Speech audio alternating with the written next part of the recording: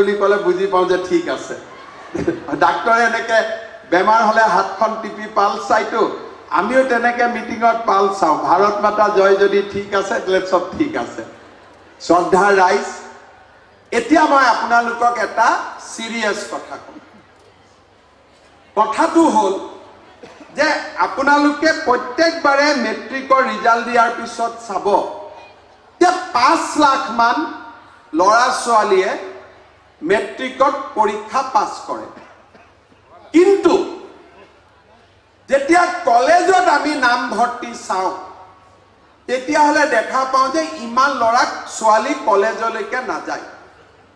তাৰ মানে matric pass কৰাৰ পিছতে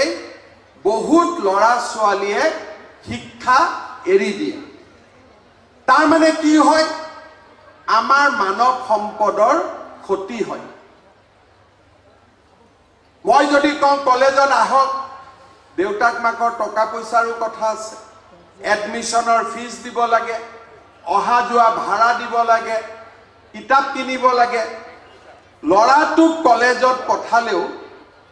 ছোৱালীজনীক পাৰিলে ভাল দৰা এটা চাই বিয়া দি দিয়ে আৰু কিছুমান দেউতাক মাকে কষ্ট কৰি হলেও ছোৱালীজনীক কলেজলৈকে পঠায় শিক্ষামন্ত্ৰী আৰু মই আলোচনা কৰি দেখিছো যে যিমান লৰা ছোৱালীয়ে বিশেষকৈ ছোৱালীয়ে মেট্ৰিক পাছ কৰে তাৰ আধা ছোৱালী কলেজত নাযায় এইবাৰ আমি এটা নতুন আঁচনি হাতত লৈছো সাইকেল আছে স্কুটি আছে বিনামূলীয়া নাম ভৰ্তি আছে এইবাৰ আমি সিদ্ধান্ত লৈছো যে মেট্ৰিক পাছ কৰি যিমান ছোৱালীয়ে কলেজ বা হায়াৰ সেকেন্ডাৰীত নাম লগাব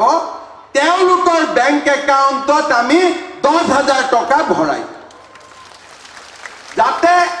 ছোৱালীজনীৰ পৰীক্ষাৰ পঢ়াৰ দায়িত্ব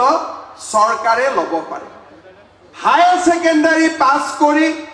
যদি ডিগ্ৰীত নাম লগাই আমি 12,500 টকা দিম আৰু যদি ডিগ্ৰী পাছ কৰি ডিব্ৰুগড় ইউনিভাৰ্সিটি শিৱসাগৰ ইউনিভাৰ্সিটি গুৱাহাটী ইউনিভাৰ্সিটিত নাম লগাই আমি 15,000 টকা